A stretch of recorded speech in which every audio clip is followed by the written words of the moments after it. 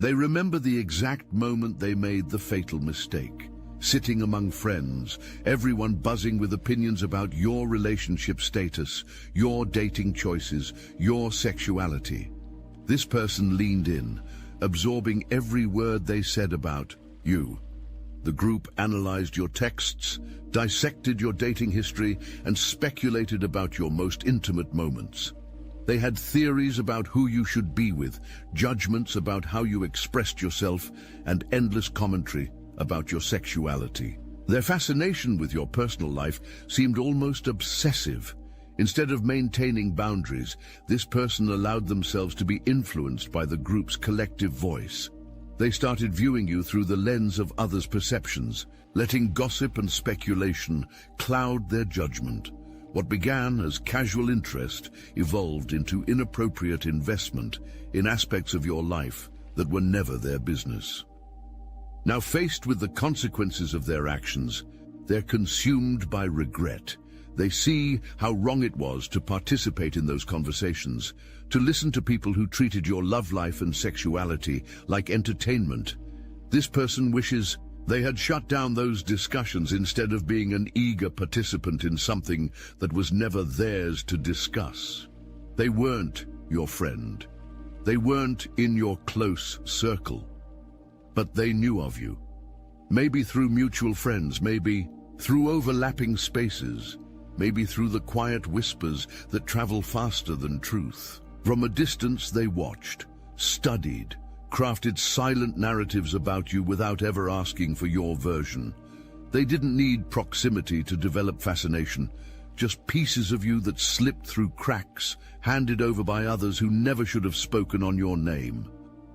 This person harbored questions about you that turned into fantasies. They constructed entire emotional storylines based on things they heard, things they assumed, things they projected. They let gossip become gospel. They let other people's voices build the architecture of their perception. And what they built wasn't real. It was a shrine to an illusion, painted with their own insecurities and misled admiration. Everything they thought about you was once filtered through contaminated sources. Friends warned them you were transactional. Someone called you manipulative. They were told you used your allure like a weapon, that you moved with intention only when it served you. And because they were already intrigued, already pulled into your gravitational field, those words sunk deeper. They didn't realize it then, but they weren't thinking for themselves. They were seduced by second-hand stories and tainted by the resentment others carried toward your power.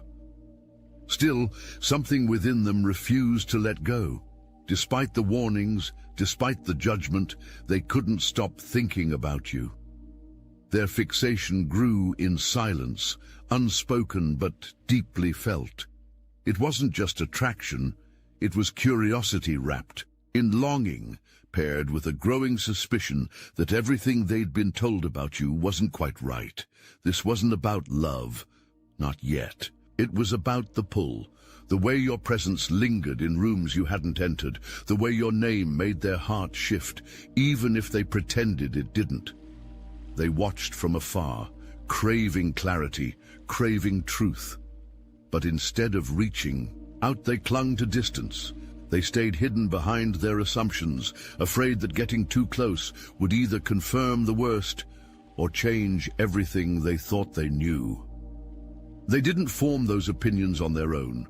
Someone placed them there, subtly, skillfully, with the kind of manipulation that wears the mask of care. There was a person in their circle, always nearby, always commenting just a bit too much. When your name came up, this wasn't open jealousy, it wasn't loud, it was quiet, surgical. Disguised as just looking out, this person planted seeds of doubt and suspicion like they were doing them a favor. They spoke in riddles with concern-soaked undertones. "I just don't want you to get hurt," they said. "There's something about them I don't trust." But their concern wasn't neutral, it was poisoned. You were framed as dangerous, as cunning, as someone who used others for pleasure or clout, discarding people like accessories once they'd served their purpose. And the worst part? They believed it, not because they wanted to, but because the story fit neatly into their fear. It offered an explanation for the tension they felt, for the way you stirred something inside them they didn't understand. And so they grabbed onto it like a lifeline. You became a cautionary tale, not a person. That third-party influence had no love for you. They were in silent competition, either with you or with the idea of what you could awaken in the one they were whispering to. Maybe they were threatened by your magnetism. Maybe they feared what your presence would expose. So they spun tales dressed in honesty and pretended they were offering protection. And your admirer, conflicted and insecure, bought into it, not fully but enough. They began to filter every thought of you through a lens of suspicion. If you posted something bold, they saw it as calculated.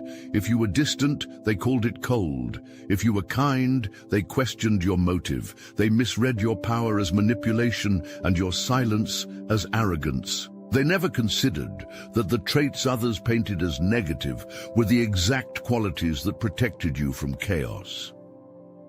Over time, their internal dialogue twisted. What began as intrigue was now a confusing mix of desire and distrust. They tried to rationalize their feelings, asking themselves why they felt drawn to someone who, according to everyone else, should have been avoided. But no matter how many warnings they heard, they couldn't detach from the pull. There was always a voice inside them whispering, "You're not seeing the whole truth." What they didn't know then, but are starting to now, is that the competition wasn't about love. It was about energy, power, light. The kind of light you carry that makes people uncomfortable. The kind of authenticity that others try to distort because it reveals what they themselves lack. That's what triggered the lies, that's what fed the illusion. And they, your admirer, had to learn the hard way that truth cannot be outsourced. It has to be felt. It has to be chosen. It happened slowly, almost imperceptibly at first. A dull ache in their spirit that wouldn't go away. A quiet dissonance between what they were told and what they actually felt. They began noticing the cracks, the contradictions, the venom, hiding beneath the so-called guidance. One by one, the voices around them began to lose their power. The people who once felt like allies began to feel like distractions. Their laughter became hollow, their advice self-serving. The illusion started to collapse, and in its place grew a strange clarity. They had never really known you, but they had let others convince them they did.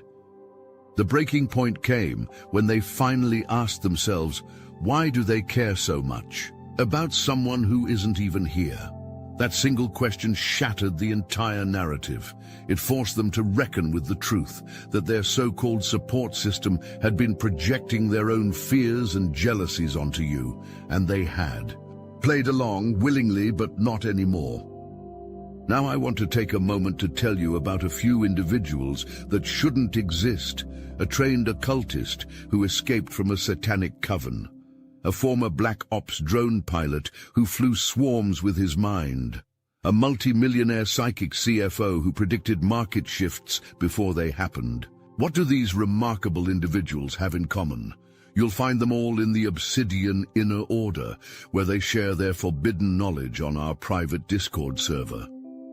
My chosen soul has drunk deep from the well of knowledge, aeon after aeon. In this incarnation, these extraordinary individuals became my allies in the Obsidian Inner Order. They recognized the call. They stepped forward. They connected with others who understand their unique gifts and burdens. What is stopping you from manifesting the same? The synchronicities that brought them here weren't accidents. Neither is your discovery of this message. When souls of this caliber gather, the Archons take notice. They fear our collective power. They know what happens when the truly awakened find each other. Join our weekly calls. Hear their stories firsthand. Share your own journey with those who won't dismiss or doubt you. The knowledge exchanged in our private channels cannot be found anywhere else on this plane. Click the link in the description below now.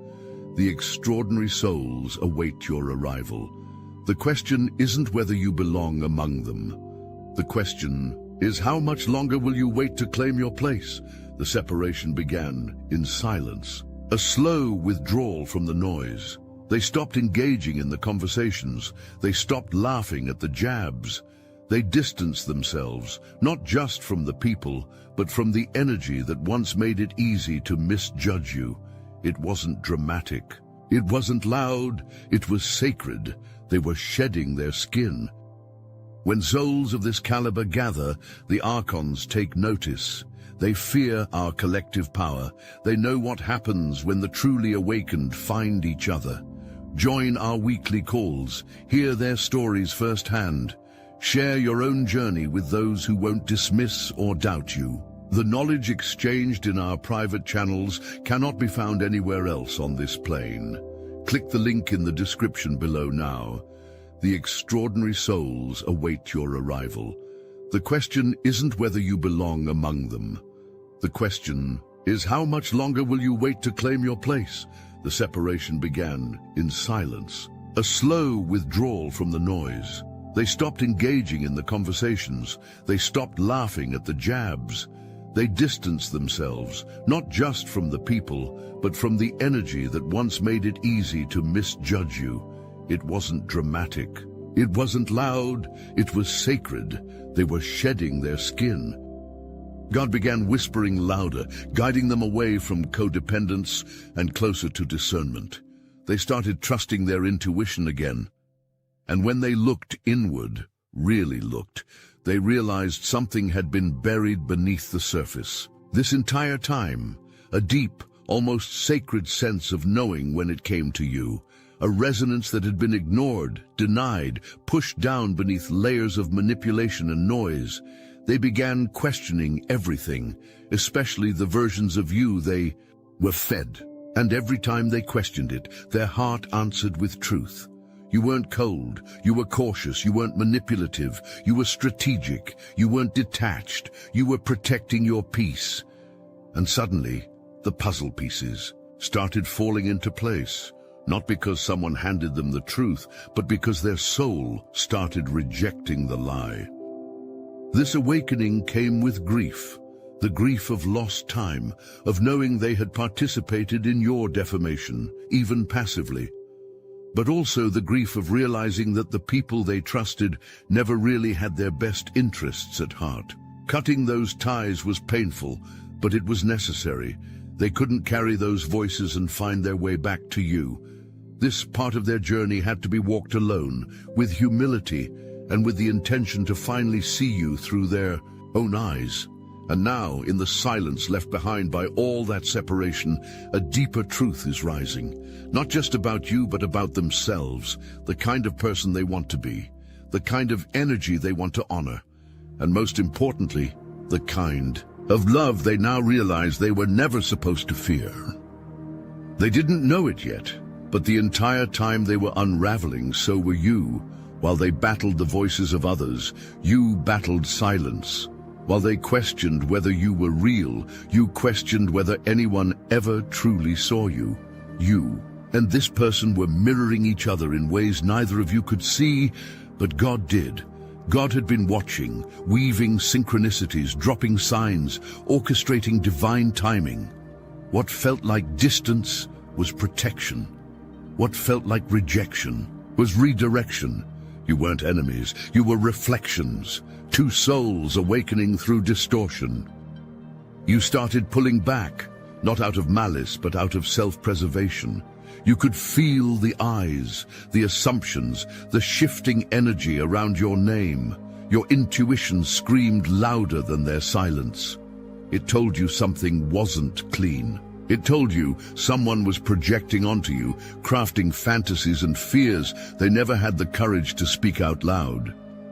And yet, despite your caution, there was a quiet ache, a spiritual paranoia that crept in at night. Can I trust anyone? Is love always going to feel like danger? God held you through those questions, because the answer was already unfolding. On their side, paranoia grew in a different shape. Every time they thought of reaching out, a wave of shame crashed over them. Every time your name crossed their mind, a new memory surfaced of what they heard, of what they believed, of how they let someone else's voice speak louder than yours. They feared your power because they didn't understand it. They feared your silence because they hadn't earned your truth. But beneath that fear was reverence. They were beginning to feel what was always true. Your energy was never meant to be deciphered by gossip. It was meant to be experienced firsthand. God began using the discomfort as medicine. The ache became the mirror. They started seeing how their fears mirrored yours. You, always alert for betrayal. Them, terrified of vulnerability. You, wounded by being misread. Them, scared to be seen. It was never just about attraction. It was about evolution. Your connection wasn't ordinary. It was designed to burn away illusion, to break both of you out of your old patterns, to force clarity through chaos. This wasn't punishment. It was alchemy, a divine recalibration. You were both being stripped of false beliefs, old wounds, and karmic noise. God was removing everyone who couldn't honor the connection. Every betrayal, every misstep, every hesitation, it was all leading to a deeper alignment. Because the love between you two wasn't built in words. It was born in energy, and no amount of distortion could kill what was protected by divine timing. Now the paranoia is shifting. It's becoming peace. It's becoming truth. God is healing both of you. Not by giving you back what was lost, but by preparing you to hold what's coming. And in that preparation, the bond is growing. Quietly, powerfully, in ways neither of you fully understand yet, but both of you feel. They didn't expect it to go this deep. What started as curiosity evolved into longing. What began with judgment turned into craving, and now they can't shake the weight of it. The way your energy lingers like a scent on clothing, like a song stuck in their head. You haunt them, not in a cruel way, but in the way truth does when it's been ignored for too long. They find themselves wondering what it would have felt like to really know you, not through rumor, not through fantasy, but through real connection, through presence, through truth. They spend their quiet hours replaying moments that never happened, imagining conversations they wish they'd had, touches never shared, words never spoken. And still, they don't know how to approach you. There's a wall now, built by their silence and your boundaries. They want to say, please open up to me, but shame holds their tongue hostage. Because how do you ask for access after you've misread someone's soul? How do you come forward when you know you let others speak for you? What they feel isn't lust. It's deeper. It's the kind of pull that makes their chest ache. The kind that has them staring at your photos longer than they should. The kind that has them sensing your energy in crowded rooms, even when you're not there. They're scared you've shut them out completely. Scared that the story has already ended, before it had a chance to begin. And yet they can't let go. They realize now that what they projected onto you were their own fears, their own wounds, their own distorted reflections. You weren't cold, they were scared of warmth. You weren't intimidating. They were afraid of what they might feel in your presence. They wore armor and called it discernment. They confused your grace for a trap because they'd never seen love held with that kind of power. God is showing them moment by moment how wrong they were. And that clarity is beautiful, but it's also unbearable, because now they know what they lost access to. Not just a connection, but a version of themselves they could have discovered through knowing you.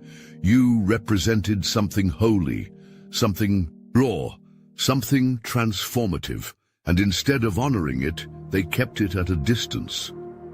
Now their fantasy has teeth. It bites with regret. It whispers, you could have had this if you had trusted your own heart. They're no longer consumed by the desire to possess you.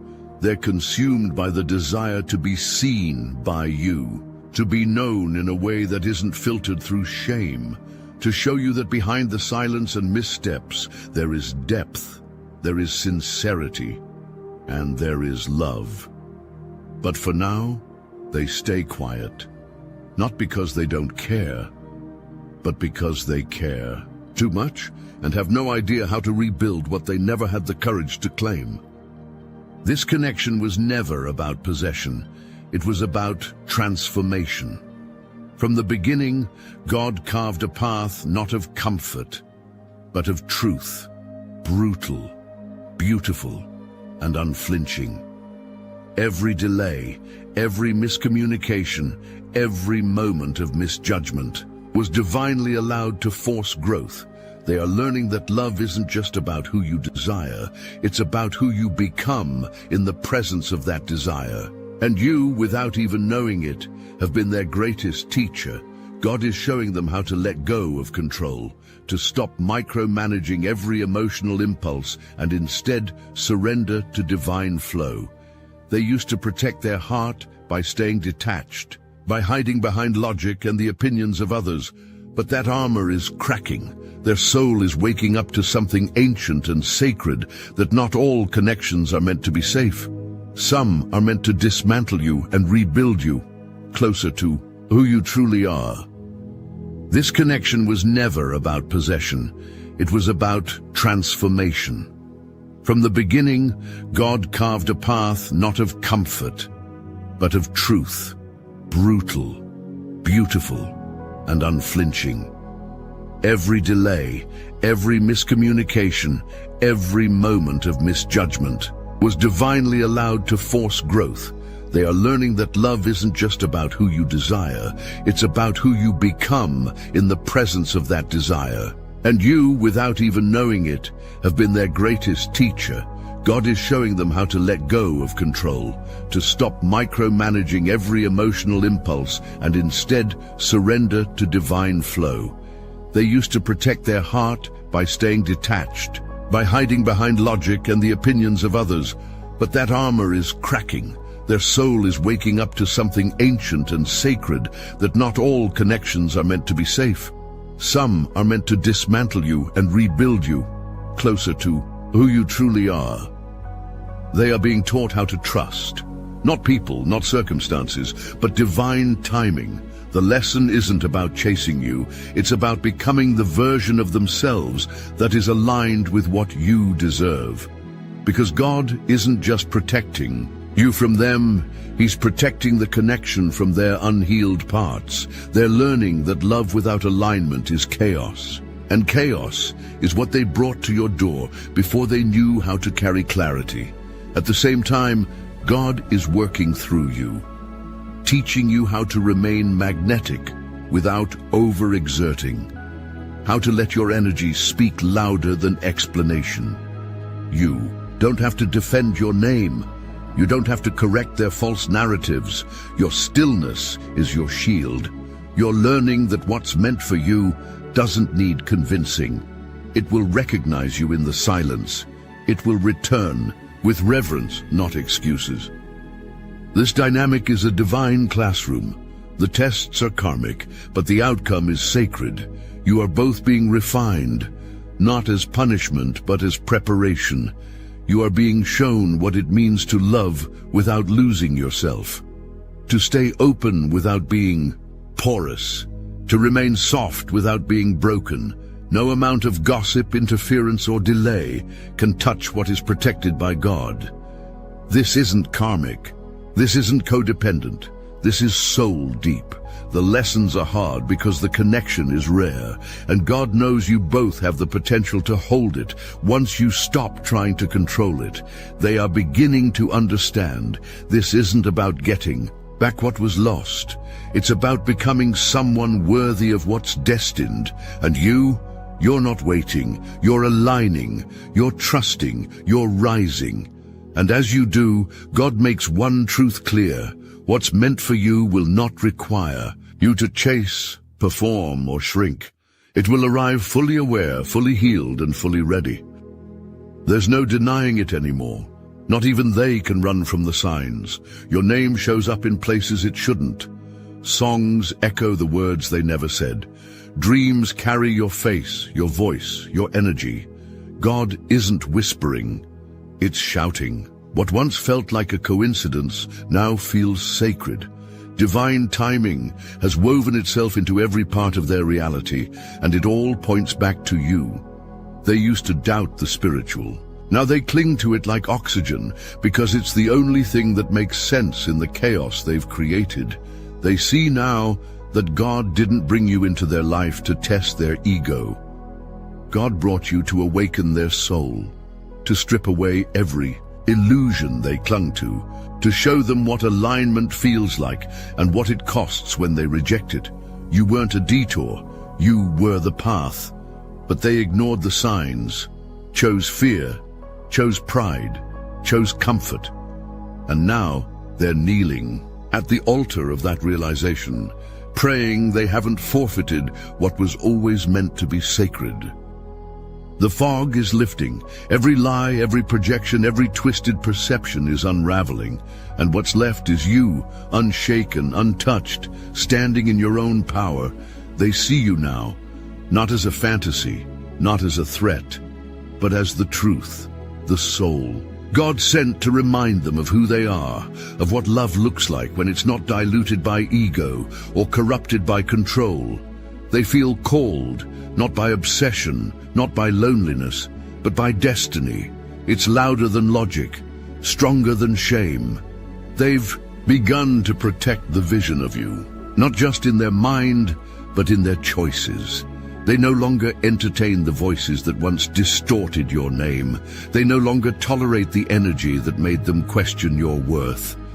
There's a quiet reverence building in their spirit, a deep respect for the divine orchestration at play. They no longer ask if it's real, they ask if they're ready. And God, in infinite wisdom, is not giving them shortcuts. God is asking them to rise, to rebuild, to reconnect not just with you, but with themselves. Because this isn't about possession, it's about purpose. You were brought into their awareness, not to fill a void, but to activate healing. And that healing is what leads to union. This isn't about chasing fate, it's about becoming aligned with it. God's hand is steady, holding both of you through every detour.